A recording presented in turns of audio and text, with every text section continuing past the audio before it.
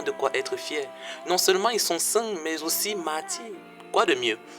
Alors, Corneille était un pape élu en 251 durant une période de grande persécution sous l'empereur Dès, quelque chose comme ça. Il a dû faire face à un schisme interne dans l'église, ou encore une division interne dans l'église si vous voulez, c'est ça que schisme veut dire. Schisme causé donc par un prêtre nommé Novatien.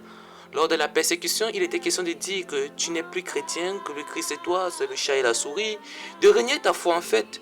Et on appelle ces gens-là, ces gens qui reniaient leur foi, on les appelait les apostats. Ils étaient un peu comme des traîtres. Et lorsque les persécutions avaient baissé ou cessé, certains apostats voulaient revenir dans l'église. Alors d'un côté, nous avons le prêtre Novatien et une bonne partie qui refusait de pardonner à ces apostats. Et d'un autre côté, Corneille, le pape, et une partie aussi qui disait que si ces apostats se convertissent vraiment, les portes de l'église leur sont toujours ouvertes.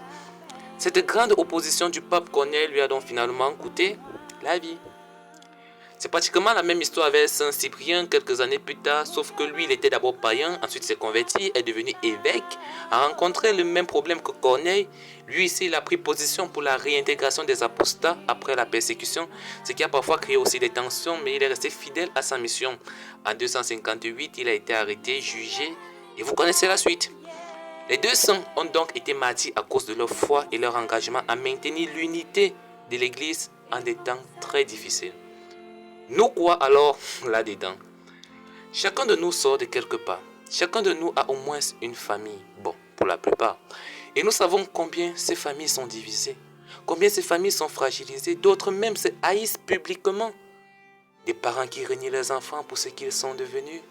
Des enfants qui renient leurs parents parce qu'ils ont honte d'eux dans la société. Des frères et des sœurs qui font des années sans même se parler. Et si par malheur, ça devait arriver, venons suivre les paroles blessantes qui sont prononcées, et tout ça envers son propre sang. On ne nous demande pas forcément de vivre aussi le martyre du sang comme l'ont vécu Corneille et Cyprien. On nous demande d'être juste les Corneille et Cyprien de nos familles. En tant que chrétien, il est inadmissible que tu sois la cause d'une division malsaine, et précisez bien, que tu sois la cause d'une division malsaine dans ta famille ou n'importe où. Et si tu n'es donc pas la cause de ce genre de division, ne sois non plus spectateur de ce genre de division, mais sois ce Corneille, c'est Cyprien qui repousse au loin la division lorsqu'elle pose encore ses fondations, soit celui-là qui veut toujours recoller les morceaux de la famille. Même si on te dit que tu veux montrer quoi à qui, tu veux montrer quoi aux gens, que tu es le Christ, dis oui, parce que c'est pour ça que tu es chrétien. Il y aura toujours des gens comme ça, dis oui.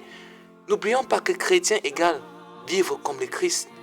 Soyons les Corneille et Cyprien de nos familles, et même où que nous soyons. Sainteté un jour, sainteté pour toujours.